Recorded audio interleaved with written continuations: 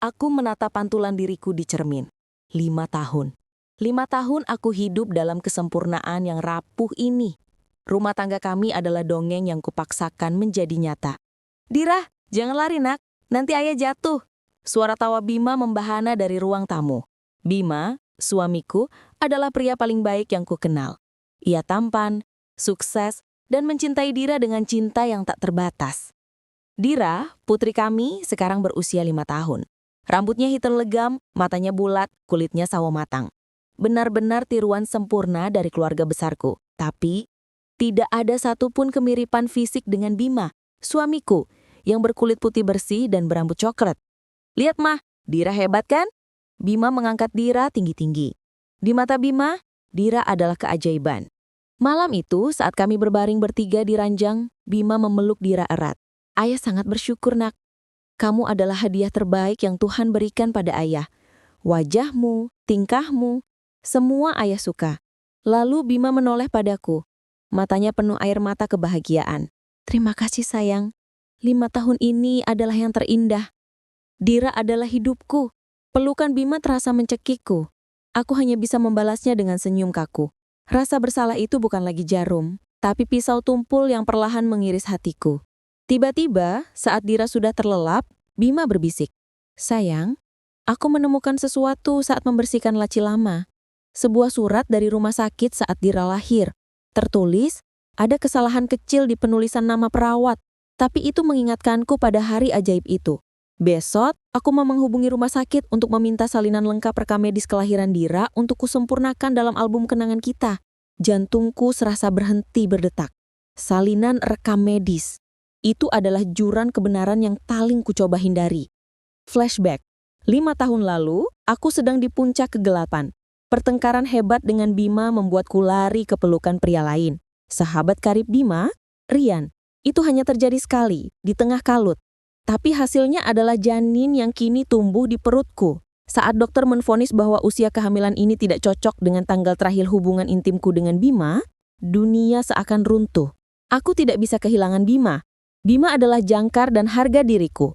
Lebih baik aku mati daripada melihat ekspresi kecewa di wajahnya saat tahu aku hamil anak orang lain. Maka saat Dira lahir, aku mengambil keputusan paling keji, paling nekat. Rumah sakit itu ramai. Malam itu, aku tahu ada bayi lain yang lahir dari ibu yang kurang beruntung. Seorang ibu tunggal dari desa yang bersedia menerima uang tutup mulut. Aku tidak peduli pada moralitas saat itu. Aku hanya ingin menyelamatkan pernikahanku. Aku menukar bayi. Bayi yang kini ku beri nama Dira, yang kucintai seolah dia darah dagingku sendiri, adalah bayi dari ibu lain. Sementara, anak biologisku dari Rian, aku menyerahkannya pada wanita itu. Ending flashback. Sayang, kenapa kamu pucat? Suara Bima membuyarkan lamunanku. Tidak apa-apa, Mas. Hanya mimpi buruk. Kilahku sambil memaksakan senyum. Pagi harinya aku harus bertindak cepat. Aku tahu Bima adalah pria yang teratur. Jika dia menelpon rumah sakit, semua dataku, data Rian, dan data bayi yang tertukar akan terekam jelas di sana. Aku harus ke rumah sakit itu sebelum Bima. Mas, bisakah hari ini kamu jemput Dira lebih awal? Aku ada janji mendadak dengan ibu. Kataku sambil berusaha menjaga nada bicaraku agar tetap santai. Bima mencium keningku. Tentu saja sayang, jangan khawatirkan kami. Aku akan langsung ke kantor setelah mengurus administrasi kecil itu. Kata administrasi kecil itu membuat perutku mual. Aku bergegas ke rumah sakit, tempat rahasia itu terkubur. Aku harus menyuap atau memohon agar rekam medis asliku dihancurkan. Itu adalah satu-satunya cara. Saat aku berdiri di depan meja administrasi, hatiku berdesir. Aku melihat sosok Bima yang sedang berbicara serius dengan kepala bagian rekam medis. Dia sudah mendahuliku. Lalu aku melihat kepala bagian itu tersenyum cemas, lalu menyerahkan map tebal berwarna coklat tua kepada Bima. Itu dia. Map berisi kebenaran yang akan menghancurkan segalanya. Aku mematung di balik tiang, tak berani bernafas. Bima tersenyum puas, memegang map itu erat, lalu melangkah ke arahku. Tepat ke arahku. Aku terpaku saat Bima melangkah keluar dari ruangan. Map coklat tebal itu ada di tangannya. Ia harus melewati tempatku bersembunyi. Sayang, apa yang kamu lakukan di sini? Tanya Bima terkejut melihatku. Oh, Mas, Aku ada janji dengan dokter kandungan teman Mama. Jawabku gugup, berusaha terdengar alami. Aku menunjuk acak ke arah klinik yang berbeda. Bima tersenyum lega. Syukurlah, kupikir kamu kenapa-kenapa. Ini dia, rekam medis kelahirannya Dira. Ternyata butuh surat pengantar resmi. Aku berencana membacanya nanti malam saat senggang. Ia menepuk map itu, lalu menyimpannya di tas kerjanya. Rencananya untuk membaca nanti malam memberiku sedikit waktu. Tapi itu juga berarti hitungan mundur menuju kehancuranku. Sore harinya rumah kami dihiasi balon warna-warni. Ini adalah pesta ulang tahun Dira yang kelima. Dira sangat cantik dalam gaun merah jambu, dikelilingi teman-teman dan keluarga besar. Bima tampak paling bahagia. Ia tak henti mencium pipi Dira. Aku mengamati setiap wajah di ruangan. Aku harus memastikan tidak ada sosok asing yang mencurigakan. Aku sudah mengatur segalanya 5 tahun lalu. Memastikan wanita yang kutukar bayinya menerima uang dan pindah jauh. Tepat saat sesi tiup lilin, saat semua orang bersorak, pandanganku terhenti pada seseorang di sudut taman, berdiri di luar gerbang pagar. Itu adalah Rian, sahabat karib Bima, pria yang menjadi ayah biologis dari anak yang kini tidak bersamaku. Jantungku berdebar tak keruan. Rian seharusnya berada di luar kota, bekerja. Wajahnya terlihat kurus, matanya menyimpan kesedihan yang mendalam. Dia berdiri di sana, hanya menatap ke arah Dira, tanpa berani mendekat. Saat matanya bertemu dengan mataku, ia memberiku anggukan samar, seolah mengucapkan selamat. Namun di balik anggukan itu, ada pesan tanpa kata. Aku kembali. Aku nyaris limbung. Kenapa Rian kembali ke kota? Apakah dia ingin bertemu putrinya, yang sekarang menjadi Dira? Atau apakah dia akan mendekati Bima dan membuat pengakuan? Sebelum aku sempat bergerak, sebuah kejadian lain menyedot perhatianku. Seorang wanita paruh baya, dengan pakaian sederhana yang sedikit usang, tiba-tiba berjalan melewati gerbang. Ia tidak membawa hadiah, hanya sebuah boneka kain lusuh yang ia piluk erat. Dia bukan tamu. Wanita itu berjalan perlahan, matanya lurus menatap Dira. Tatapannya bukan tatapan iri, melainkan tatapan yang penuh kerinduan dan kepemilikan yang menyakitkan. Dia mendekati meja hadiah, lalu meletakkan boneka kain itu dengan hati-hati. Saat dia berbalik, air matanya jatuh. Dia adalah wanita yang menukar bayi denganku 5 tahun lalu, ibu kandung Dira.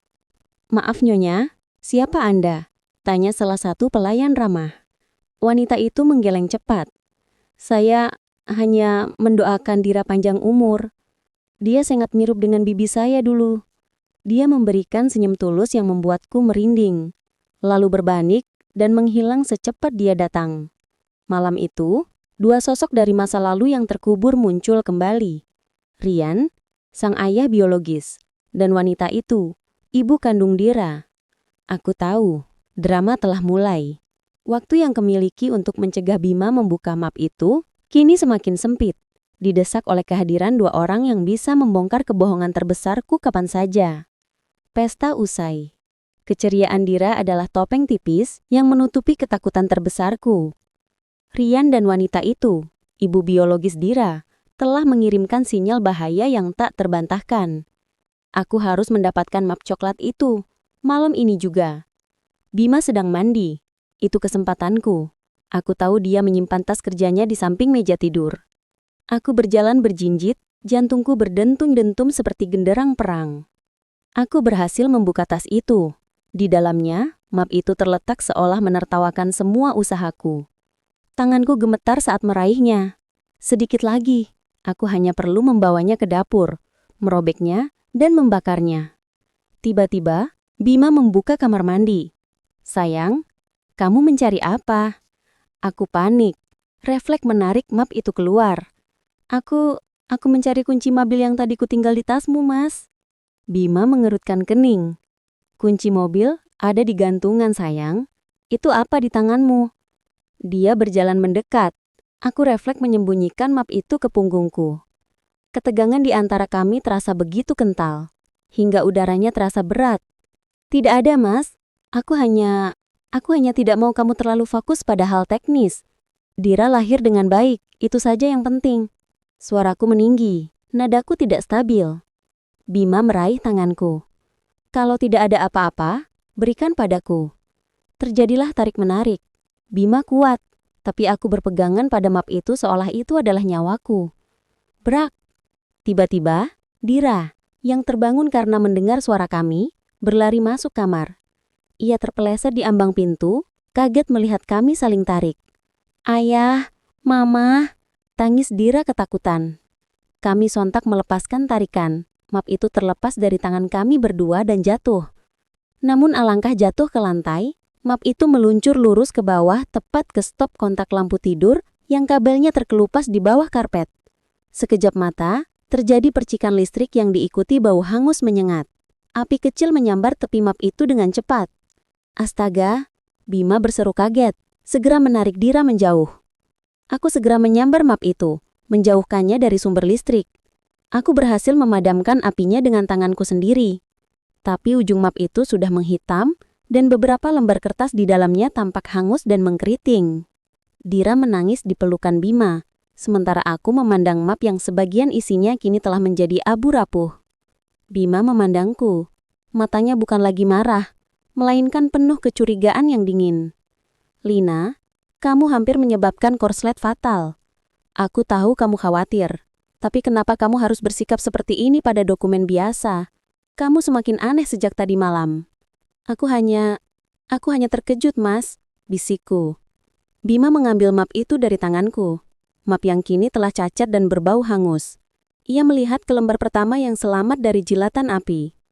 Aku akan memeriksa seberapa banyak yang rusak besok pagi, katanya datar. Malam itu, Bima tidur memunggungiku. Map itu diletakkan di nakasnya, di bawah bantal. Aku tahu kecurigaan telah tertanam dalam dirinya. Dan meskipun sebagian dokumen itu rusak, aku yakin sisa lembaran yang selamat masih cukup untuk merangkai kebenaran yang akan menghancurkan kami. Pagi hari terasa seperti musim dingin yang menusuk. Bima sudah bangun sebelum subuh. Aku menemukannya duduk di ruang kerja, menyusun lembar-lembar rekam medis yang hangus. Ia memotret setiap lembar yang masih terbaca dengan ponselnya. Aku akan mencoba memulihkan bagian yang hilang. Mungkin rumah sakit punya salinan digital yang lengkap. Ujarnya tanpa menoleh padaku. Suaranya datar, tanpa emosi. Jauh lebih menakutkan daripada amarah. Mas, bisakah kita lupakan saja dokumen ini? Itu hanya formalitas lama. Yang penting Dira sehat. Pintaku mencoba meraih tangannya. Bima menarik tangannya. Ia menatapku dengan mata yang penuh keraguan. Ini bukan lagi tentang formalitas, Lina. Ini tentang kejujuran. Apa maksudmu? Tanyaku meski aku tahu jawabannya. Sejak tadi malam, kamu bertingkah seperti ada sesuatu yang terukir di kertas-kertas ini. Sesuatu yang mematikan. Sekarang katakan padaku, apa yang kamu sembunyikan tentang kelahiran Dira? Apakah ada komplikasi serius yang tidak kamu ceritakan padaku? Aku harus berbohong dengan sempurna. Iya, Mas, ada. Tapi aku menyembunyikannya agar kamu tidak khawatir. Apa itu? Saat itu, dokter sempat khawatir Dira mengalami gangguan pernafasan. Aku tidak mau kamu panik, apalagi kamu sedang sibuk sekali dengan proyek besar. Aku janji itu sudah berlalu. Aku minta maaf karena menyembunyikannya. Aku menekankan kata gangguan pernafasan, berharap itu cukup untuk mengalihkan perhatiannya. Bima diam sejenak. Wajahnya menunjukkan perjuangan batin antara ingin percaya dan curiga. Tapi, kenapa kamu berusaha menyabotase dokumen ini semalam? Aku yakin kamu tidak mencari kunci mobil. Aku takut, Mas. Aku takut kamu melihat kata-kata medis yang mengerikan itu dan menyalahkan diri sendiri. Aku panik karena aku hanya ingin melindungi perasaanmu. Aku memasang ekspresi sangat terluka. Baiklah, aku akan mencoba menerima alasanmu. Tapi aku tetap akan mengurus salinan digitalnya hari ini. Aku hanya perlu memastikan demi Dira. Aku tahu aktingku hanya memberiku waktu beberapa jam. Aku harus mendahului Bima untuk kedua kalinya. Tujuanku kini jelas. Aku harus menghapus jejak rekam medis asli di rumah sakit. Aku segera menelepon kenalan lama yang pernah bekerja di bagian IT rumah sakit. Aku meminta pertemuan mendesak, menawarkan imbalan besar, meminta bantuannya untuk membersihkan data lama yang tidak terpakai, yaitu data 5 tahun lalu. Saat aku berbicara dengan kontakku di rumah sakit, aku mendengar suara langkah kaki mendekat. Aku membalikkan badan dan melihat Dira berdiri di ambang pintu. Dia tidak menangis, tapi matanya bulat besar menatapku dengan tatapan yang sangat dewasa dan sedih. "Mama, kenapa ayah dan mama bertengkar lagi?" tanyanya lirih. "Apa Dira anak nakal?" Melihat mata Dira, anak yang kutukar dengan nyawa pernikahanku, rasa sakit dan rasa bersalah menyerbuku. "Tidak sayang, tentu saja tidak," bisikku sambil memeluknya erat. "Ini hanya urusan orang dewasa. Mama dan ayah sangat mencintaimu, nak. Jangan pernah berpikir yang lain." Aku berjanji pada diriku sendiri. Aku akan melakukan apapun untuk menjaga senyum polos Dira tetap ada. Meskipun itu berarti aku harus tenggelam lebih dalam ke dalam kebohongan. Ponselku bergetar. Pesan dari kontakku di rumah sakit. Agung. Data 5 tahun lalu tersimpan di server cadangan. Hanya bisa diakses dari ruang arsip utama. Butuh waktu dan kode akses kepala bagian. Waktu adalah musuhku. Bima bisa bergerak kapan saja. Aku bergegas menuju mobil, mencari kunci di dalam tas. Saat aku membuka pintu pagar, sebuah mobil hitam elegan berhenti tepat di depan pintuku. Jendela mobil itu turun perlahan. Itu Rian. Wajahnya yang dulu selalu tersenyum, kini terlihat letih dan serius. "Lina," sapanya dingin. "Rian, apa yang kamu lakukan di sini? Pergi!" bisikku cemas melihat ke arah jendela kamar Dira. Rian keluar dari mobil. Ia berjalan mendekat ke pagar. "Aku tidak akan pergi sebelum kita bicara." "Sudah 5 tahun, Lina. 5 tahun aku hidup dengan hantu." Aku melihat Dira di pesta kemarin. Dia tumbuh sangat mirip dengan ibuku. "Dia Putri Bima," kataku mencoba meyakinkan diri sendiri. "Tidak, dia adalah putrimu, Lina. Dan dia adalah keponakanku." Koreksi Rian, matanya menusukku. "Aku tahu kamu menukar bayi itu, Lina. Aku tahu Bima bukan ayahnya." Nafas tercekak di tenggorokanku. "Kamu mengada-ngada, Rian. Kenapa kamu kembali dan mengganggu hidupku?" "Aku kembali bukan untuk mengganggu. Aku kembali karena wanita itu." "Wanita mana?" "Wanita yang memberimu Dira. Wanita yang seharusnya merawat putri kandung kita." Wajah Rian memucat. Aku berhasil melacaknya. Dia kembali ke desa. Tapi dia menelponku. Dia bilang dia ingin anaknya kembali. Anak yang kamu ambil, yang sekarang kamu beri nama Dira. Dia merasa menyesal telah mengambil uangmu. Peringatan itu terasa seperti sambaran petir. Bukan hanya Bima, tapi ibu kandung Dira juga menjadi ancaman. Rian melanjutkan, suaranya dipenuhi rasa sakit. Dia bilang dia akan datang ke kota dan mencari Bima. Dia bilang dia tahu kebenarannya. Dia akan mencari keadilan. Dan dia tahu persis apa isi rekam medis itu, Lina. "Tidak, jangan biarkan dia mendekati Bima." Aku sudah berusaha, tapi dia keras kepala. Dia bilang kamu merusak hidupnya. Dan sekarang, dia akan merusak hidupmu sebagai balasannya. Aku datang ke sini untuk memberimu peringatan terakhir. Rian mencondongkan badannya ke pagar, matanya memohon. "Amankan dirimu, Lina.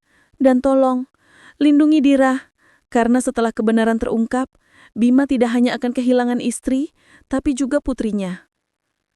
Rian kembali ke mobilnya dan melaju cepat, meninggalkanku sendiri dalam ketakutan yang mencekam.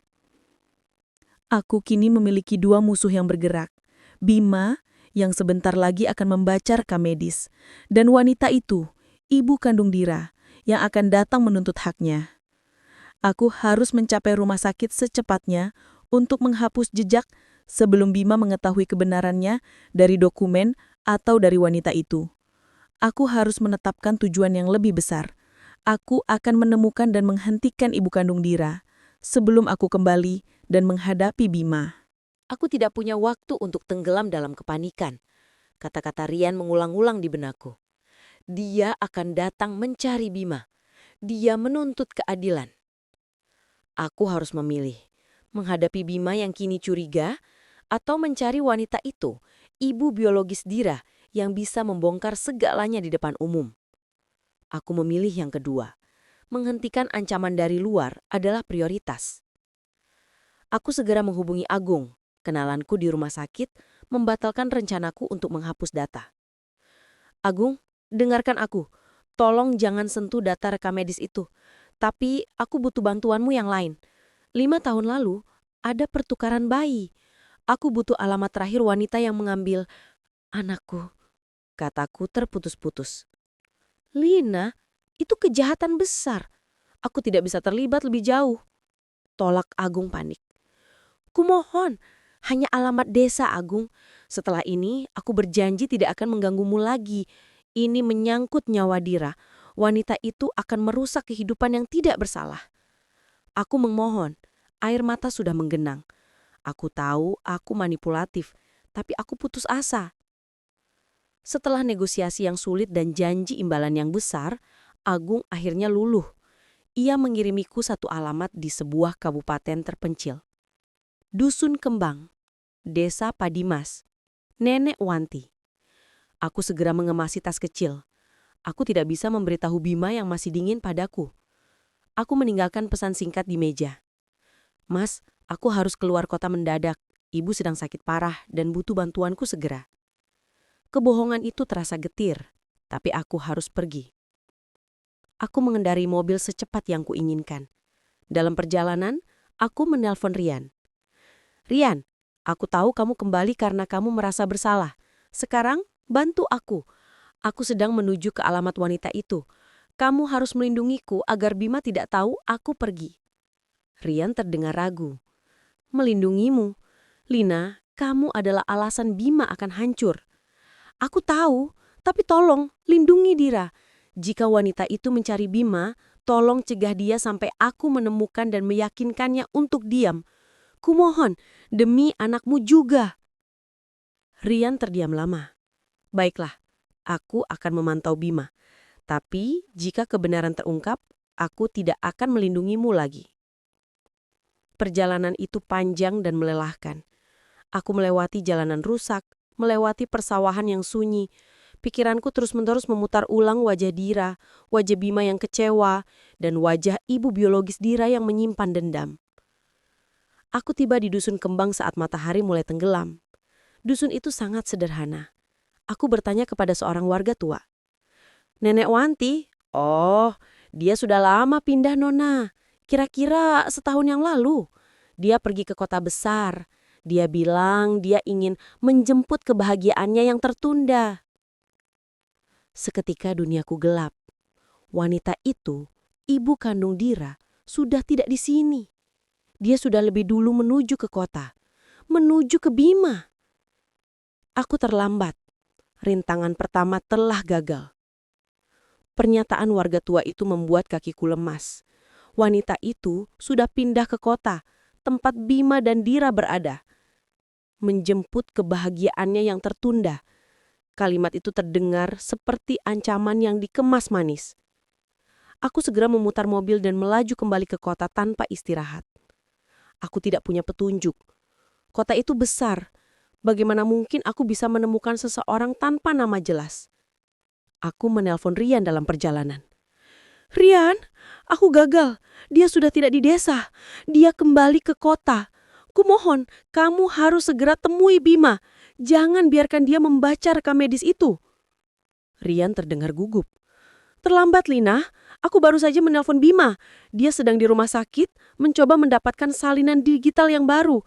Dia tidak percaya dengan alasanmu tentang ibumu yang sakit. Dia curiga. Kecurigaan Bima kini berubah menjadi tindakan. Aku menggigit bibirku. Aku harus fokus pada ancaman yang paling mungkin bertindak di luar nalar. Ibu kandung Dira. Aku menyadari satu hal. Wanita itu pasti akan mencari pekerjaan di dekat kami. Atau tidak, di area yang ia kenal. Aku memarkir mobil di pinggir jalan dan mencoba berpikir logis.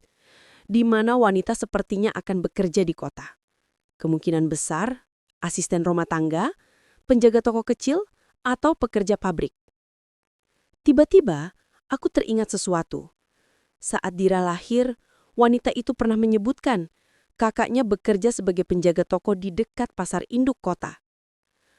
Aku mengarahkan mobil ke pasar induk kota, tempat ramai yang kumiliki sebagai petunjuk.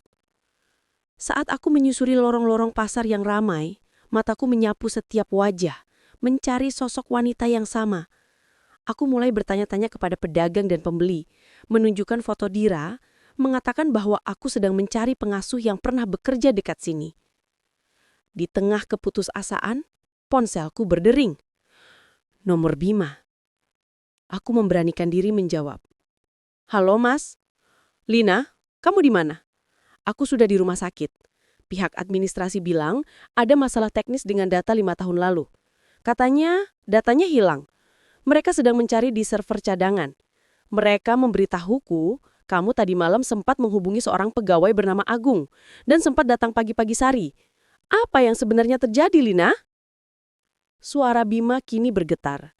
Tidak hanya dingin, tapi juga dipenuhi rasa dihianati. Aku tahu ia mulai menyimpulkan kebohongan. Mas, aku bisa jelaskan. Aku hanya...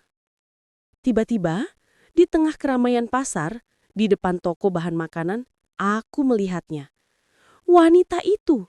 Dia berdiri membelakangiku, mengenakan seragam kerja berwarna biru muda, tampak sedang menyapu. Di dadanya, tersemat lancana nama kecil. Aku tidak bisa membacanya dari jauh. Lina, aku menunggu penjelasanmu di rumah. Aku akan kembali dengan atau tanpa data itu. Tapi jika kamu tidak jujur, aku bersumpah pernikahan kita tamat. Ancam Bima di seberang telepon. Tolong Mas, beli aku waktu sebentar lagi. Teriakku sebelum mematikan telepon. Aku harus bergerak. Aku harus menangkapnya, bicara dengannya sebelum dia melarikan diri atau mencapai Bima. Aku bergegas menerobos keramaian pasar. Saat aku tinggal beberapa meter lagi, wanita itu berbalik. Wajahnya melihat ke arahku, lalu matanya langsung mengunci tatapan pada ponsel yang masih kugenggam. Di layar ponselku terpampang jelas foto Bima dan Dira yang kuambil saat ulang tahun kemarin. Wajah wanita itu berubah. Dari tatapan biasa menjadi tatapan pengakuan, lalu beralih menjadi tatapan kebencian dan tekad. Dia menjatuhkan sapunya dan mulai berlari kencang. Bukan lari menjauh, tapi lari menuju jalan besar. Aku mengejarnya sambil berteriak, "Tunggu, kumohon, kita harus bicara." Dia mengabaikanku. Aku tahu kemana dia akan pergi. Dia akan mencari Bima. Aku berlari sekencang yang kubisa. Wanita itu, yang kini ku tahu bernama Wanti, sudah mencapai jalan raya, melambaikan tangan ke arah taksi. Wanti, berhenti, jangan, ini tentang Dira, teriakku putus asa. Kata Dira membuatnya berhenti tepat di ambang pintu taksi. Aku berhasil meraih lengannya sebelum dia masuk. Apa mau Nyonya lagi? Setelah Nyonya menukar bayi, memberi saya uang, dan membuang saya ke desa, sekarang Nyonya mau melarang saya melihat kebahagiaan yang harusnya saya miliki. Mata Wanti menyala-nyala, penuh kepedihan. Aku menyeratnya ke sudut toko yang lebih sepi. Aku minta maaf Wanti, tapi kamu tidak boleh menemui suamiku. Dia tidak tahu apa-apa. Kamu akan menghancurkan hidup semua orang, terutama Dira. Menghancurkan? Nyonya menghancurkan hidup saya. Nyonya tahu betapa sakitnya hidup dengan anak orang lain selama 5 tahun, sambil tahu anak kandung saya hidup mewah bersama Nyonya. Wanti menangis, suaranya tercekak. Putri yang saya lahirkan, yang saya berikan nama Sekar saat itu, kini dipanggil Dira. Saya ingin dia kembali.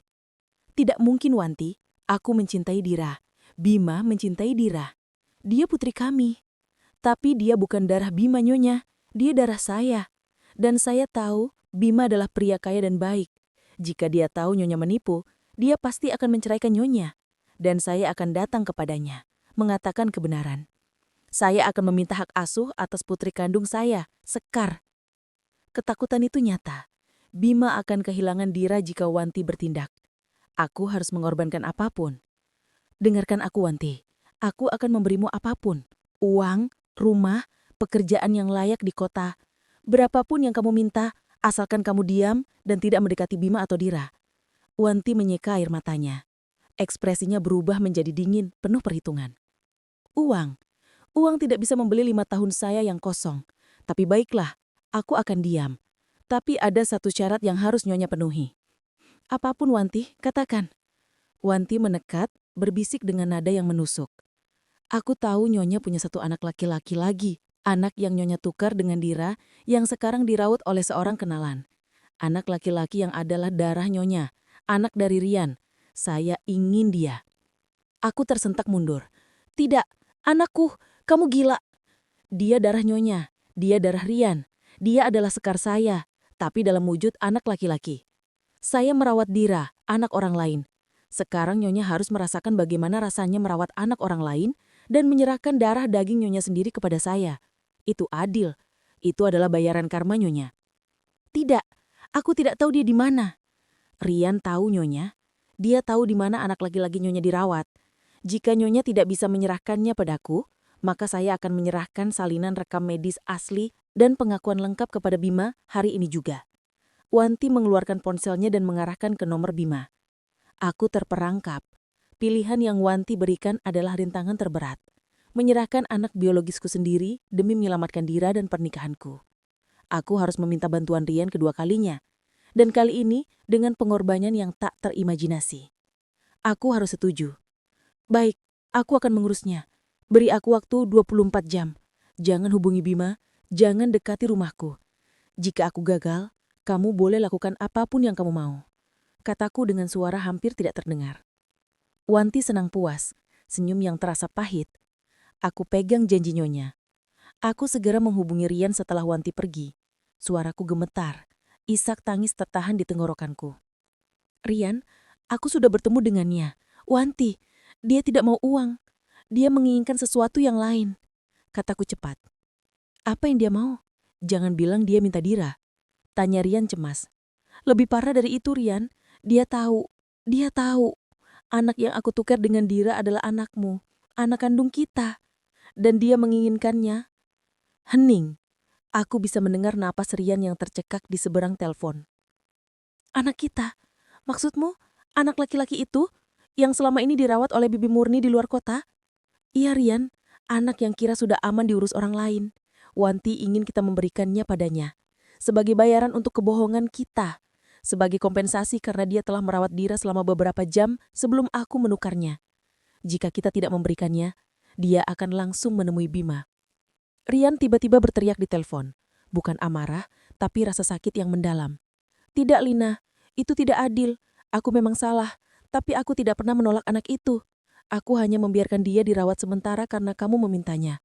Dia adalah darah daging aku. Aku tahu Rian, dia juga darah dagingku. Tapi ini adalah satu-satunya cara kita menyelamatkan Dira.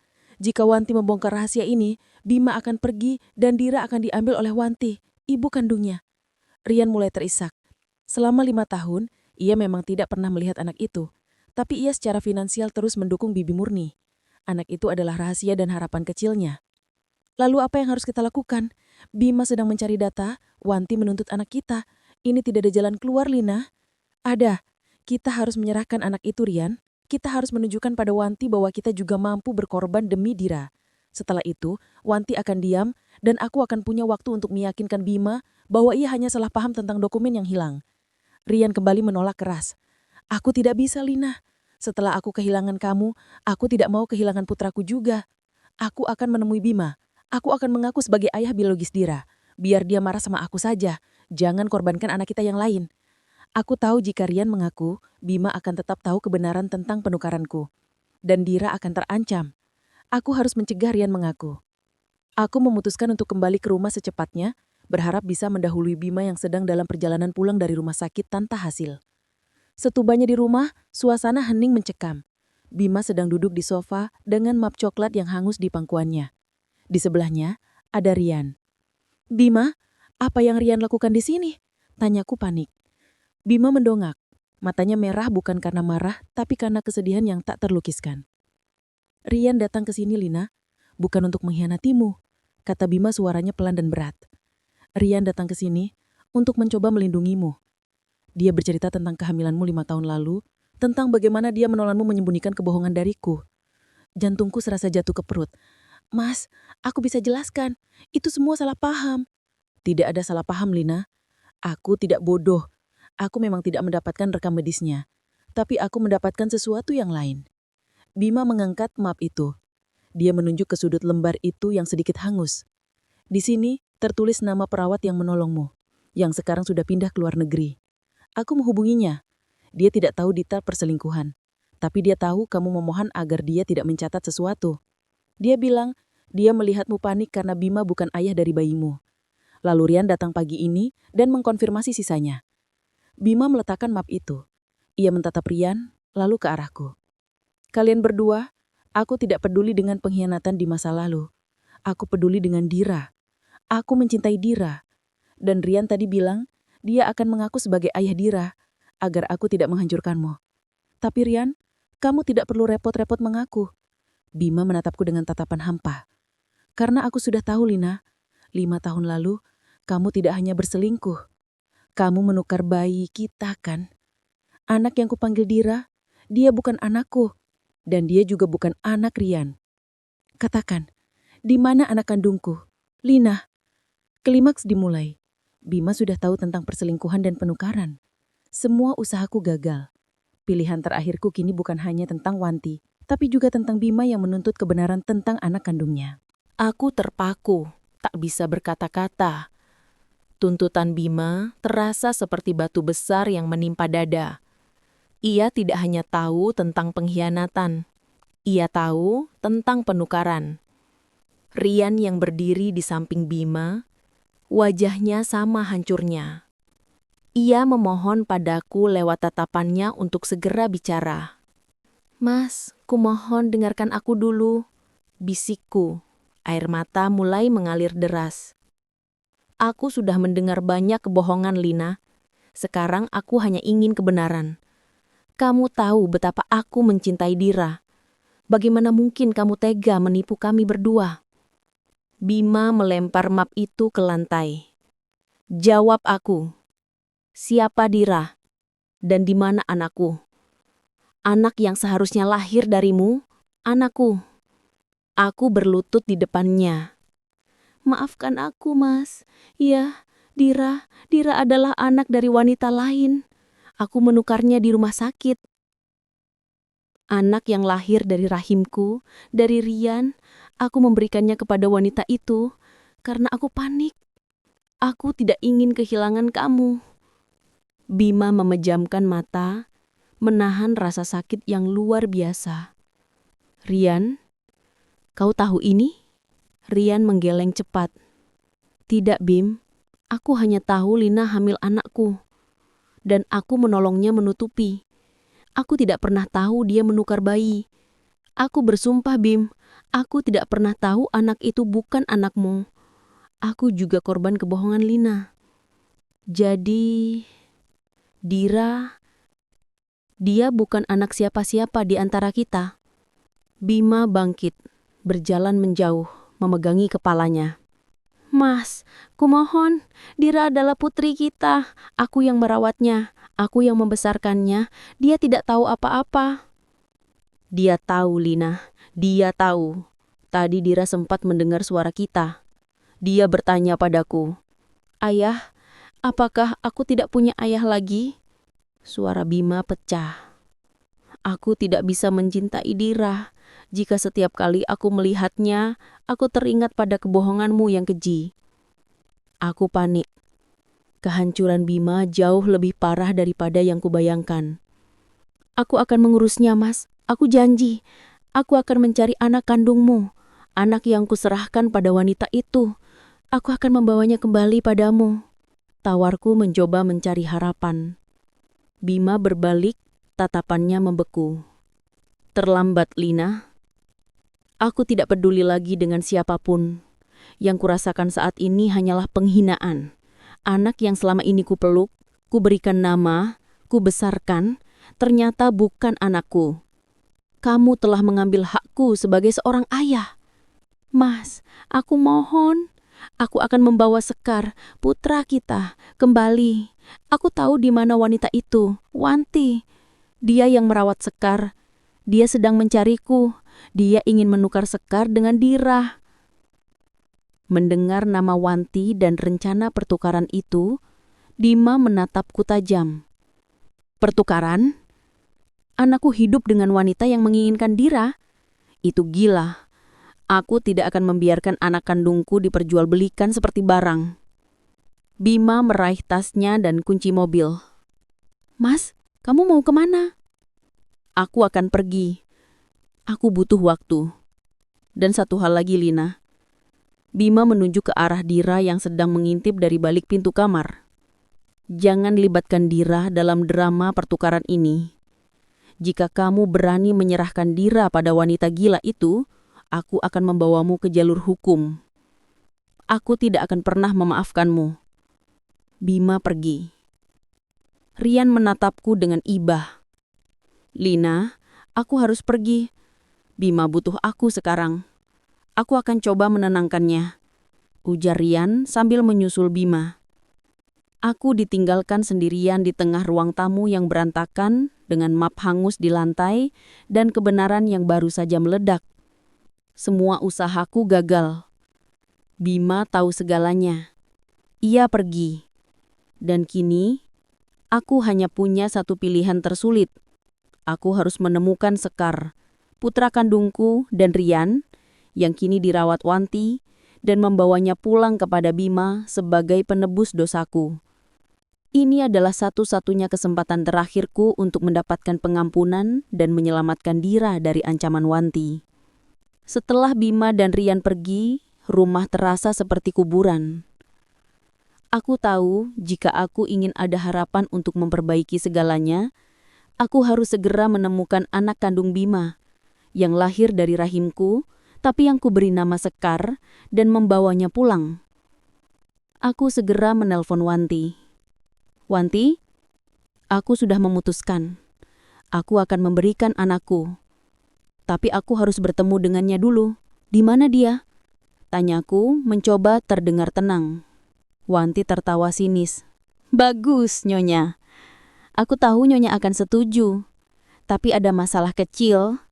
Sekar, dia tidak bersamaku. Jantungku mencelos. Apa maksudmu tidak bersamamu? 2 tahun lalu, kondisi ekonomi saya memperburuk. Saya tidak sanggup merawatnya. Saya menitipkannya di sebuah panti asuhan di pinggiran kota. Itu panti asuhan yang tertutup, Nyonya. Saya hanya datang berkunjung sesekali. Jika Nyonya ingin Sekar, Nyonya harus mengambilnya dari sana, lalu membawanya kepadaku. Ini adalah rintangan tak terduga yang jauh lebih kompleks. Anakku sendiri kini berada di panti asuhan, terpisah dari siapapun yang mengenalnya. Aku harus mengambil anak itu secara legal dari panti asuhan dan menyerahkannya kepada Wanti. Berikan aku alamatnya, Wanti. Wanti memberiku nama panti asuhan dan sebuah kode sandi rahasia untuk meyakinkan pengurus bahwa aku adalah pihak yang diizinkan menjemput. Setelah mendapatkan alamatnya, aku segera menghubungi Rian. Rian, aku sudah tahu di mana putra kita. Dia ada di panti asuhan. Aku akan menjemputnya dan membawanya pada Wanti agar Wanti diam. Kamu harus ikut denganku, Rian. Aku membutuhkanmu untuk menyelesaikan ini.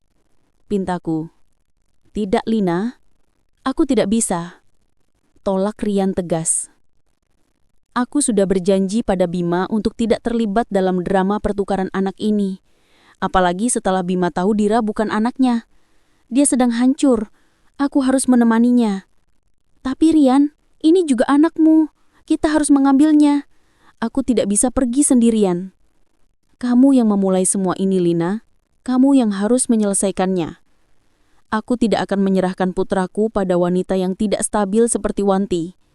Aku akan membiarkanmu mengambilnya dari panti asuhan. Tapi setelah itu, jangan serahkan dia pada Wanti. Bawa dia ke tempat yang aman. Aku akan urus sisanya. Rian menutup teleponnya. Aku tahu, ia sedang berjuang antara melindungi Bima atau melindungi anaknya. Dan ia memilih keduanya dengan membiarkan aku yang menanggung semua risiko. Aku ditinggalkan sendirian untuk menghadapi misi mustahil ini. Menemukan anak yang kubuang 5 tahun lalu, membawanya pulang, lalu mempertaruhkan keselamatannya demi menyelamatkan pernikahanku dengan Bima dan masa depan Dira. Aku mengemudi ke panti asuhan itu. Aku harus menghadapi konsekuensi perbuatanku secara langsung. Aku harus mengambil anakku sendiri. Aku berlari sekencang yang kubisa. Wanita itu, yang kini ku tahu bernama Wanti, sudah mencapai jalan raya, melambaikan tangan ke arah taksi. "Wanti, berhenti! Jangan! Ini tentang Dira!" teriakku putus asa. Kata Dira membuatnya berhenti tepat di ambang pintu taksi. Aku berhasil meraih lengannya sebelum dia masuk. Apa mau Nyonya lagi? Setelah Nyonya menukar bayi, memberi saya uang, dan membuang saya ke desa, sekarang Nyonya mau melarang saya melihat kebahagiaan yang harusnya saya miliki. Mata Wanti menyala-nyala penuh kepedihan. Aku menyeretnya ke sudut toko yang lebih sepi. "Aku minta maaf, Wanti, tapi kamu tidak boleh menemui suamiku. Dia tidak tahu apa-apa. Kamu akan menghancurkan hidup semua orang, terutama Dira." "Menghancurkan? Nyonya menghancurkan hidup saya. Nyonya tahu betapa sakitnya hidup dengan anak orang lain selama 5 tahun, sambil tahu anak kandung saya hidup mewah bersama Nyonya." Wanti menangis. Suaranya tercekak. Putri yang saya lahirkan, yang saya berikan nama Sekar saat itu, kini dipanggil Dira. Saya ingin dia kembali. "Tidak mungkin, Wanti. Aku mencintai Dira. Bima mencintai Dira. Dia putri kami." "Tapi dia bukan darah Bima, Nyonya. Dia darah saya. Dan saya tahu Bima adalah pria kaya dan baik. Jika dia tahu Nyonya menipu, dia pasti akan menceraikan Nyonya. Dan saya akan datang padanya mengatakan kebenaran. Saya akan meminta hak asuh atas putri kandung saya, Sekar." Ketakutan itu nyata. Bima akan kehilangan Dira jika Wanti bertindak. Aku harus mengorbankan apapun. "Dengarkan aku, Wanti. Aku akan memberimu apapun. Uang, rumah, pekerjaan yang layak di kota, berapapun yang kamu minta, asalkan kamu diam dan tidak mendekati Bima atau Dira." Wanti menyeka air matanya. Ekspresinya berubah menjadi dingin, penuh perhitungan. Uang tidak bisa membeli 5 tahun saya yang kosong. Tapi baiklah, saya akan diam. Tapi ada satu syarat yang harus Nyonya penuhi. "Apapun, Wanti, katakan." Wanti mendekat, berbisik dengan nada yang menusuk. "Saya tahu Nyonya punya satu anak laki-laki. Anak yang Nyonya tukar dengan Dira, yang sekarang dirawat oleh seorang kenalan. Anak laki-laki yang adalah darah Nyonya, anak dari Rian. Saya ingin dia." Aku tersentak mundur. "Tidak, anakku! Kamu gila! Dia darah Nyonya, dia darah Rian, dia adalah Sekar saya, tapi dalam wujud anak laki-laki. Saya merawat Dira, anak orang lain. Sekarang Nyonya harus merasakan bagaimana rasanya merawat anak orang lain dan menyerahkan darah daging Nyonya sendiri kepada saya. Itu adil. Itu adalah bayaran karma Nyonya." "Tidak, aku tidak tahu dia di mana." "Rian tahu, Nyonya. Dia tahu di mana anak laki-laki Nyonya dirawat. Jika Nyonya tidak bisa menyerahkannya padaku, maka saya akan menyerahkan salinan rekam medis asli dan pengakuan lengkap kepada Bima hari ini juga." Wanti mengeluarkan ponselnya dan mengarahkan ke nomor Bima. Aku terperangkap. Pilihan yang Wanti berikan adalah rintangan terberat. Menyerahkan anak biologisku sendiri demi menyelamatkan Dira dan pernikahanku. Aku harus meminta bantuan Rian untuk kedua kalinya. Dan kali ini dengan pengorbanan yang tak terbayangkan. Aku harus setuju. "Baik, aku akan mengurusnya. Beri aku waktu 24 jam. Jangan hubungi Bima. Jangan dekati rumahku. Jika aku gagal, kamu boleh melakukan apa yang kamu mau," kataku dengan suara hampir tak terdengar. Wanti tersenyum puas. Senyum yang terasa pahit. Aku pegang janji Nyonya. Aku segera menghubungi Rian setelah Wanti pergi. Suaraku gemetar. Isak tangis tertahan di tenggorokanku. "Rian, aku sudah bertemu dengannya. Wanti, dia tidak mau uang. Dia menginginkan sesuatu yang lain." "Apa yang dia mau? Jangan bilang dia minta Dira." "Lebih parah dari itu, Rian. Dia tahu. Dia tahu anak yang kutukar dengan Dira adalah anakmu. Anak kandung kita. Dan dia menginginkannya." Hening. Aku bisa mendengar napas Rian yang tercekat di seberang telepon. "Anak kita? Maksudmu, anak laki-laki itu? Yang selama ini dirawat oleh Bibi Murni di luar kota?" "Iya, Rian. Anak yang kukira sudah aman diurus orang lain. Wanti ingin kita memberikannya padanya. Sebagai bayaran untuk kebohongan kita. Sebagai kompensasi karena dia telah merawat Dira selama beberapa jam sebelum aku menukarnya. Jika kita tidak memberikannya, dia akan langsung menemui Bima. Rian tiba-tiba berteriak di telepon. Bukan amarah, tapi rasa sakit yang mendalam. Tidak, Lina, itu tidak adil. Aku memang salah, tapi aku tidak pernah menolak anak itu. Aku hanya membiarkannya dirawat sementara karena kamu memintanya. Dia adalah darah dagingku. Aku tahu, Rian, dia juga darah dagingku. Tapi ini adalah satu-satunya cara kita menyelamatkan Dira. Jika Wanti membongkar rahasia ini, Bima akan pergi dan Dira akan diambil oleh Wanti, ibu kandungnya. Rian mulai terisak. Selama 5 tahun ia memang tidak pernah melihat anak itu.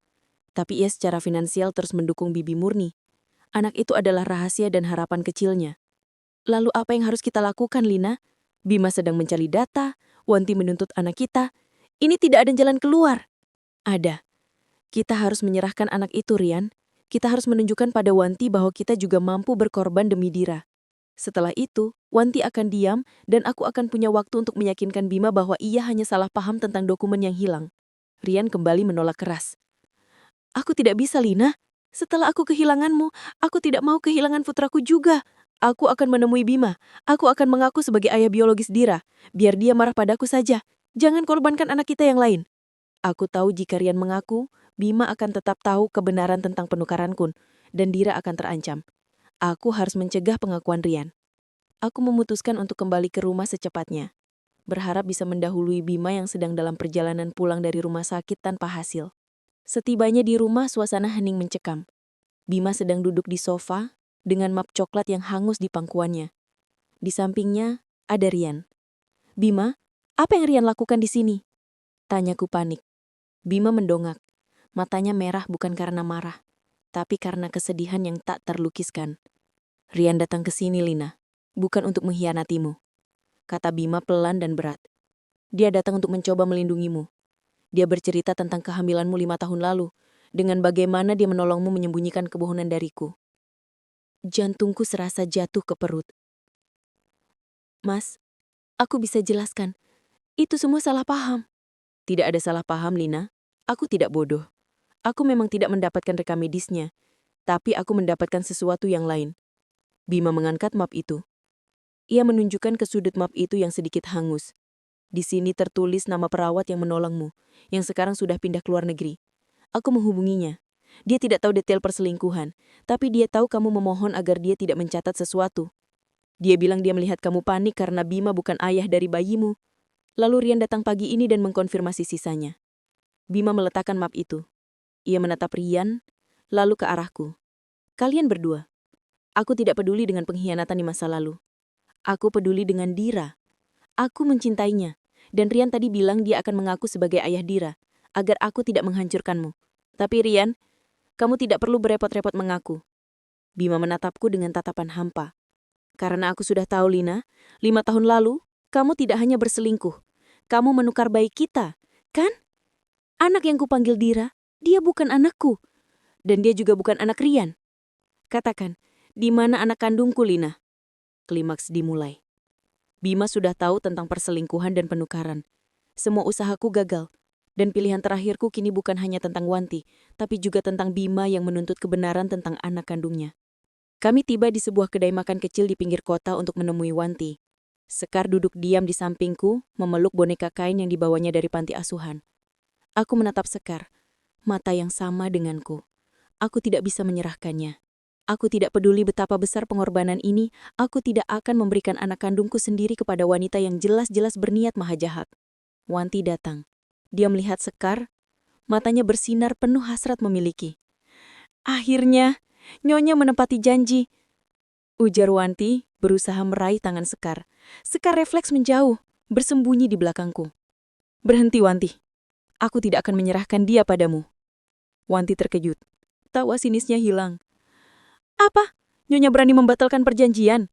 Kalau begitu, saya akan segera menemui Bima dan Dira. Saya akan menceritakan bagaimana Nyonya menukar anak saya dan bagaimana Sekar adalah anak haram Nyonya. Dengarkan aku, Wanti. Kamu bilang kamu menyayangi anak ini, tapi kenapa kamu menitipkannya di panti asuhan? Kamu hanya ingin uang dan balas dendam. Aku berhak atas balas dendam.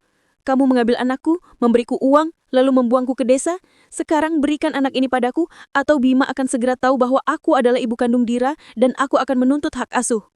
Pilihan ada di depan mata. Jika aku menyerahkan Sekar, Dira aman. Tapi aku kehilangan putra kandungku selamanya. Jika aku menolak Wanti, Dira dalam bahaya. Bima akan semakin membenciku dan aku akan menghadapi gugatan hukum dari dua sisi. Aku menarik nafas dalam. Aku menatap mata Sekar yang polos, lalu teringat wajah Dira yang ceria. Aku tidak akan menyerahkan Sekar, ucapku tegas. Tapi kamu juga tidak akan mendapatkan Dira. Wanti tertawa sinis. Lalu apa rencanamu, Nyonya? Nyonya sudah dihianati suami, ditolak Rian, dan sekarang harus bersembunyi dengan dua anak yang salah tempat. Di mana Nyonya akan lari? Kata Wanti menyadarkanku. Aku tidak bisa melawan Wanti dan Bima sekaligus. Aku harus memilih satu. Aku tidak bisa melepaskan anakku lagi, dan aku tidak bisa mempertaruhkan Dira. Hanya ada satu jalan. Pilihan terakhir, aku harus mengamankan Dira dan Sekar bersama-sama dan menghadapi Bima dengan kejujuran, bahkan jika itu berarti kehilangan pernikahan. Wanti, aku akan membuat kesepakatan terakhir. Aku akan menjauhkan Dira dari Bima, dan aku tidak akan menyerahkan Sekar padamu. Aku akan pergi membawa kedua anak ini bersamaku. Kamu bebas menemui Bima, tapi dia tidak akan menemukan Dira di rumah. Kita akan menghilang. Wanti memandangku tidak percaya. Menghilang? Nyonya pikir Nyonya bisa lari dari kebohongan selama 5 tahun? Aku tidak lari. Aku menghadapi konsekuensinya. Aku mengabaikan panggilan Bima. Kehancuran pernikahan sudah di depan mata, tapi aku harus fokus menyelamatkan kedua anakku. Aku membawa Sekar kembali ke rumah, buru-buru mengemas barang-barang penting Dira dan segera membawanya pergi. Mama, kenapa kita pergi malam-malam begini? Kenapa ayah tidak ikut? Tanya Dira, suaranya dipenuhi kebingungan. Ayah sedang bekerja di tempat yang sangat jauh, sayang. Mama akan ajak Dira liburan sebentar. Jawabku, memaksakan senyum. Aku menyewa sebuah apartemen kecil yang jauh dari kawasan rumah kami. Di sana, untuk pertama kalinya, Dira dan Sekar bertemu dan berbagi kamar.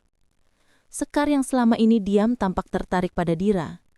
Dira meskipun bingung dengan kehadiran anak laki-laki yang ia panggil teman baru, memperlakukannya dengan kebaikan alaminya. Malam itu, saat kedua anak itu tertidur pulas, aku menangis di dapur. Aku kehilangan segalanya. Suamiku, rumahku yang mewah, dan kenyamanan hidup. Namun, aku menatap dua anak yang kini tidur berdampingan. Dira yang kucintai seolah darah dagingku, dan Sekar, darah dagingku yang baru kutemukan. Inilah satu-satunya hal nyata yang kumiliki. Keesokan harinya, Wanti menelpon. Nyonya pikir Nyonya bisa lari? Bima sudah tahu semuanya. Dia sudah mencari Dira kemana-mana. Jika Nyonya tidak menyerahkan Sekar, saya akan mengungkapkan kepada pers bahwa Bima adalah korban penipuan yang tidak tahu anaknya sendiri. Wanti, hentikan drama ini. Aku tidak akan menyerahkan Sekar padamu. Jika kamu mendekati Bima, aku akan mengungkap kejahatanmu kepada panti asuhan, bahwa kamu menelantarkan anak yang kamu klaim kamu sayangi. Ancamku. Aku tahu, ancaman ini lemah, tapi itu satu-satunya yang kumiliki. Tak lama kemudian, Rian datang ke apartemen sewaanku. Aku tahu Bima sudah mengajukan gugatan cerai, dan dia akan menuntut hak asuh penuh atas Dira, Lina. Dia yakin kamu tidak stabil, kata Rian. Wajahnya penuh kekhawatiran. Aku tidak peduli gugatan cerai. Aku hanya butuh waktu untuk meyakinkan Bima bahwa aku tidak akan membahayakan Dira. Aku tidak akan menyerahkan Dira pada Wanti. Aku akan berjuang untuk Dira, ujarku, tegas. Rian menatap Sekar yang sedang bermain dengan balok kayu. Ia mendekati putranya, berlutut dan memanggilnya. Sekar? Sekar menoleh. Rian menangis tanpa suara. Aku akan membantumu, Lina. Aku tidak akan membiarkan anak kita jatuh ke tangan Wanti. Aku akan mengurusnya. Rian mulai membantuku secara finansial dan menyewa pengacara. Tapi Rian mengajukan satu syarat. Aku harus siap mengatakan kebenaran pada Dira, siapa ayah kandungnya. Aku tahu ini adalah awal dari pertarungan yang jauh lebih besar. Pertarungan hukum dan pertarungan hati untuk mendapatkan kembali kepercayaan Bima yang kini berubah menjadi kebencian. Aku bertemu dengan pengacara yang disewa Rian. seorang wanita tegas bernama Bu Retno. Aku menceritakan seluruh kebohongan, penukaran bayi, perselingkuhan, hingga ancaman Wanti. Bu Retno mendengarkan dengan serius. Kasus ini sangat rumit, Lina. Bima punya dasar kuat untuk menggugat cerai dan mengambil hak asuh Dira, karena kamu telah melakukan penipuan identitas yang berpotensi membahayakan anak. Jadi tidak ada harapan untuk mempertahankan Dira. Taunya aku cemas. Ada. Kita tidak bisa menyangkal kebohongan, tapi kita harus membuktikan bahwa meskipun kamu berbohong, kamu adalah ibu yang lebih baik daripada yang Bima pikirkan, dan Dira aman bersamamu. Bu Retno menyarankan rencana yang sangat menyakitkan. Kita akan menyerang Wanti. Wanti adalah ancaman. Kita akan tunjukkan kepada hakim bahwa Sekar, anak kandungmu sendiri, ditelantarkan Wanti ke panti asuhan, sementara kamu, terlepas dari kebohonganmu, telah merawat Dira dengan penuh kasih sayang selama 5 tahun. Kita akan menggunakan Sekar sebagai bukti pengorbananmu. Aku merasa jijik dengan ide itu, menggunakan putraku sendiri sebagai alat. Namun, Bu Retno meyakinkanku bahwa ini adalah satu-satunya cara untuk membuktikan bahwa aku punya hati nurani seorang ibu. Aku kembali ke apartemen. Dira dan Sekar tampak semakin akrab. Dira mengajari Sekar cara mewarnai. Dira sayang Sekar, Ma. Dia lucu, kata Dira sambil tersenyum. Melihat interaksi mereka memberiku kekuatan. Aku harus berjuang demi mereka berdua. Sementara itu, ancaman dari Wanti semakin intens. Dia menelpon dan mengancam, "Saya sudah menyiapkan pengacara. Saya akan mengungkapkan semuanya. Saya akan pastikan Bima tahu kamu bahkan tidak tahu nama asli anak yang kamu tukar itu." Aku tahu Wanti tidak punya dasar hukum, tapi ia punya kekuatan untuk merusak Bima lebih jauh. Aku menghubungi Bima melalui telepon. "Mas, kumohon, aku tidak akan memintamu kembali, tapi izinkan aku membawa Dira kembali ke rumah. Dia merindukanmu. Aku janji aku akan pergi setelah itu. Biarkan Dira tinggal bersamamu." Bima menjawab dengan dingin. "Terlambat, Lina. Aku sudah ganti kunci. Aku tidak mau Dira melihatmu. Pengacaraku akan menghubungi pengacaramu. Aku akan berjuang untuk hak asuh Dira karena Dira tidak aman dekatmu." Kata Bima menghancurkanku. Ia kini benar-benar menjauhiku. Aku kehilangan kesempatan untuk memohon ampun secara langsung.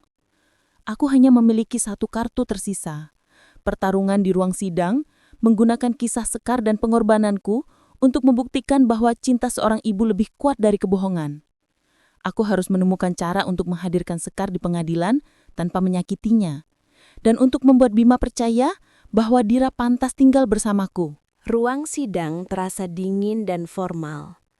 Di satu sisi, ada Bima dengan pengacara terbaiknya. Wajahnya keras dan tanpa ekspresi. Di sisi lain, aku duduk didampingi Bu Retno. Wanti hadir sebagai saksi tak terduga, didampingi pengacaranya, siap untuk menuntut hak asuh atas Dira. Persidangan dipenuhi kesaksian yang menyudutkanku. Perselingkuhan, penukaran bayi, dan upaya manipulasi rekam medis.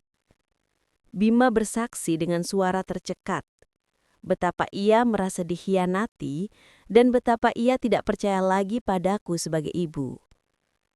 Saat giliran Bu Retno memanggil saksi, aku terkejut ketika ia memanggil Rian. Rian bersaksi, "Saya akui saya adalah ayah biologis dari anak yang Lina tukar. Tapi saya datang hari ini untuk bersaksi bahwa Wanti adalah wanita yang menelantarkan anak saya ke panti asuhan.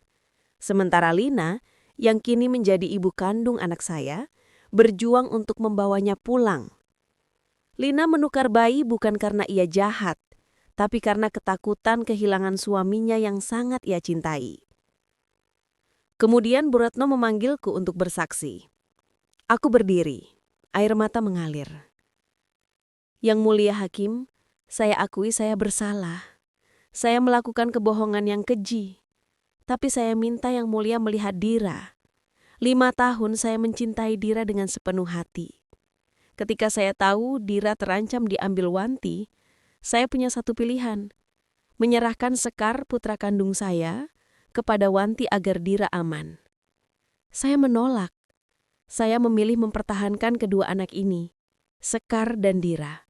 Meskipun itu berarti saya harus kehilangan suami dan hidup dalam kemiskinan. Aku menoleh ke arah Bima. Mas, aku minta maaf. Aku tahu aku tidak bisa mendapatkan pengampunanmu. Tapi aku mohon, jangan ambil Dira dari Sekar. Mereka sudah seperti saudara. Dan aku berjanji, aku akan menemukan anak kandungmu yang ditukar dan membawanya pulang. Di tengah suasana hening, pintu sidang terbuka. Dira dan Sekar masuk, digandeng oleh Bibi Murni yang merawat Sekar dahulu. Hakim memutuskan untuk berbicara langsung dengan Dira. Sayang, apakah kamu ingin tinggal bersama ayah atau bersama mama? Dira melihat ke arah Bima, lalu ke arahku, lalu ia menunjuk Sekar. Dira mau tinggal sama mama, sama Sekar. Dira tidak mau pisah dari Sekar. Dia teman baik Dira. Kalau ayah mau ikut, ayah boleh ikut. Bima yang selama ini terlihat keras, akhirnya pecah. Ia melihat Dira dan melihat Sekar yang menatapnya dengan tatapan polos. Hakim memberikan keputusan yang mengejutkan. Hak asuh Dira diberikan kepada Lina dengan pengawasan ketat, dan Bima diwajibkan memberikan nafkah dan akses kunjungan tanpa batas. Hakim menyatakan keputusan itu diambil berdasarkan kepentingan terbaik anak, yang mana Dira sudah terikat kuat secara emosional dengan Lina dan Sekar, dan Bima terlalu emosional untuk merawat Dira sepenuhnya. Sementara tuntutan Wanti ditolak karena bukti penelantaran anak. Kemenangan itu terasa pahit. Aku mendapatkan Dira dan Sekar, tapi aku kehilangan Bima. Bima mendekatiku setelah sidang usai. Aku tidak akan mencabut gugatan cerai Lina, tapi aku akan menerima keputusan hakim. Aku tidak bisa memisahkan Dira dari Sekar, dan aku tidak akan memisahkan Dira dari ibu yang ia cintai. Tapi aku perlu waktu. Jangan pernah menyerah mencari anak kandungku demi Dira. Aku mengangguk. Aku tahu perjalananku belum berakhir. Namun aku mendapatkan kembali 2 anakku. Aku memulai hidup baru di apartemen kecil bersama Dira dan Sekar. Aku bekerja keras, mengambil 2 pekerjaan paruh waktu, dan memastikan kedua anak itu tidak kekurangan kasih sayang. Dira, meski sering bertanya tentang Bima, mulai terbiasa dengan rutinitas baru. Sekar, yang kini kupanggil Daru, sebagai pengingat bahwa ia adalah anak kandungku yang telah kubuang, mulai terbuka dan memanggilku Mama. Setiap akhir pekan Bima datang berkunjung. Kunjungan itu terasa canggung. Ia berinteraksi dengan Dira, tertawa, tapi ia menghindari tatapan mataku. Ia juga mulai menunjukkan perhatian pada Sekar, Daru, membelikan mainan, meskipun ia tahu anak itu adalah putraku dan Rian. Suatu sore saat Bima menjemput Dira untuk berkunjung, ia menyerahkan sebuah amplop kepadaku. Ini hasil penyelidikan pribadiku tentang Wanti. Wanti kabur setelah sidang. Tapi aku menemukan sesuatu. Wanita yang mengambil anak kita 5 tahun lalu, yang memberi kamu Dira, dia punya nama panggilan, Nita. Bima menatapku. Tatapannya kini bukan lagi kebencian murni, melainkan harapan rapuh. Tolong Lina, gunakan sisa waktu kita yang berharga ini untuk mencari Nita. Bawa anak kita pulang. Aku perlu tahu anakku hidup dan baik-baik saja. Dengan bantuan Rian, kami mulai melacak Nita. Rian menggunakan koneksinya di luar kota, menanyakan ke teman-teman lama di bidang sosial. Jejak itu sangat tipis, karena Nita adalah wanita yang hidup berpindah-pindah. Setelah berminggu-minggu pencarian yang sia-sia, Rian akhirnya mendapatkan sebuah petunjuk. Lina, aku menemukan seseorang yang pernah bekerja dengan Nita di sebuah pabrik garmen di Jawa Tengah, sekitar 3 tahun lalu. Nita menggunakan nama lain, tapi ciri-cirinya cocok. Kami segera menuju ke kota itu. Kami bertemu dengan mantan rekan kerja Nita yang memberitahu kami bahwa Nita hidup dalam kondisi yang sangat sulit. Nita sangat miskin, Mbak. Dia punya anak laki-laki yang masih kecil, namanya Adam. Anak itu sakit-sakitan. Nita sering tidak masuk kerja untuk merawatnya. Cerita rekan Nita itu. Terakhir ku dengar, Nita pindah ke rumah singgah di dekat rumah sakit besar karena Adam butuh perawatan intensif. Kami segera menuju rumah sakit yang disebutkan. Rasa cemas mencekiku. Anak kandung Bima, anak yang kutinggalkan, kini dalam kondisi sakit. Di rumah singgah yang sederhana itu, kami menemukannya. Nita terlihat jauh lebih tua dari usianya. Dia kurus, matanya lelah, tapi di lengannya ia memeluk seorang anak laki-laki berusia sekitar 5 tahun. Anak itu kecil, pucat, dan wajahnya sangat mirip dengan Bima. Dia memiliki mata Bima yang cerah dan bersih. Anak kandung Bima. Aku melangkah mendekat. Nita? Nita mengangkat wajahnya, terkejut melihatku dan Rian. Matanya membulat panik. Lina, kamu kesini mau mengambilnya? Tanyanya, suaranya lemah. Tidak, Nita. Aku hanya ingin memastikan apakah dia anakku, anak yang kuserahkan padamu 5 tahun lalu. Nita menangis, mengangguk. Ya, ini Adam. Dia adalah anakmu, anak yang kamu tinggalkan di rumah sakit. Aku melihat Adam. Dia demam. Nita mengaku tidak punya biaya untuk pengobatan yang memadai. Dia mencintai Adam, meskipun Adam bukan anak kandungnya. Tapi dia tidak sanggup merawatnya dengan layak. Adam sakit apa, Nita? Tanya Rian cemas. Nita berbisik. Dia butuh operasi jantung, Pak. Biayanya sangat besar. Aku sudah mencoba bekerja keras tapi tidak mampu. Aku mencintainya, tapi aku tidak bisa menyelamatkannya. Aku tersentak. Anak kandung Bima, yang kucampakan, kini berjuang untuk hidup. Ini adalah hukuman terberat dari karma. Aku meraih tangan Rian. Kita harus membawanya ke Jakarta. Kita harus menyelamatkannya. Rian, tolong hubungi Bima sekarang. Aku menatap Nita. Aku akan bawa Adam ke Jakarta, Nita. Aku akan pastikan dia dirawat dengan baik. Tapi aku tidak akan mengambilnya darimu kecuali Adam sendiri yang memutuskan. Aku akan bertanggung jawab atas semua biaya pengobatannya. Itu adalah penebusanku.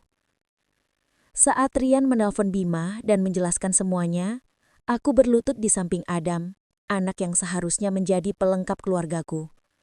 Aku merasakan cinta seorang ibu yang murni. Aku harus menyelamatkan Adam demi Bima dan demi penembusan dosaku. Kami membawa Adam ke Jakarta. Bima yang syok mendengar kebenaran dan kondisi Adam segera menyambut kami di rumah sakit. Untuk pertama kalinya, Bima melihat anak kandungnya sendiri, anak yang ia kira hilang selamanya. Bima menangis saat melihat Adam, anak kecil yang pucat mirip dengannya. Dia segera mengurus segala kebutuhan medis Adam. Dia tidak lagi peduli dengan uang atau rekam medis. Fokusnya hanya satu, menyelamatkan Adam. Operasi Adam berjalan lancar. Selama pemulihan, aku, Bima, Rian, dan Nita bergantian menjaganya. Dira dan Sekar, Daru, juga datang menjenguk membawa gambar-gambar ceria. Sambil menunggu Adam pulih, Bima memanggilku ke ruang tunggu. Lina, katanya, suaranya kini balik lembut. Aku sudah memikirkan semuanya. Aku marah padamu, tapi aku tidak bisa lagi membencimu. Kamu adalah orang yang berbohong, tapi kamu juga orang yang berjuang mati-matian untuk menyelamatkan kedua anak yang tidak bersalah ini. Aku tidak memintamu kembali, Mas, bisikku. Aku tahu aku tidak pantas. Aku hanya ingin kamu bahagia dengan Adam. Kebahagiaanku bukan hanya Adam, Lina. Kebahagiaanku adalah Dira. Dan kamu adalah ibu yang Dira butuhkan. Aku akan mencabut gugatan cerai.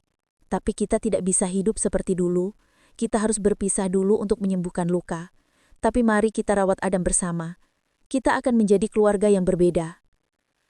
Aku menangis bahagia, lega karena pengampunan Bima datang dengan cara yang tidak kutemukan, melalui cinta pada anak-anak. Setelah Adam pulih, Nita memutuskan untuk tidak mengambil Adam kembali. Dia merasa Adam lebih aman bersama Bima yang mampu memberikannya kehidupan yang stabil. Nita diizinkan untuk mengunjungi Adam kapan saja, dan Bima memberinya pekerjaan yang layak dan tempat tinggal yang aman. Sementara itu, Bima dan aku mengambil keputusan. Kita akan menunda perceraian. Kita akan tinggal terpisah sementara. Aku tinggal bersama Sekar dan Daru, dan Dira tinggal bersama Bima dan Adam. Setiap akhir pekan, kita akan berkumpul sebagai keluarga besar yang unik.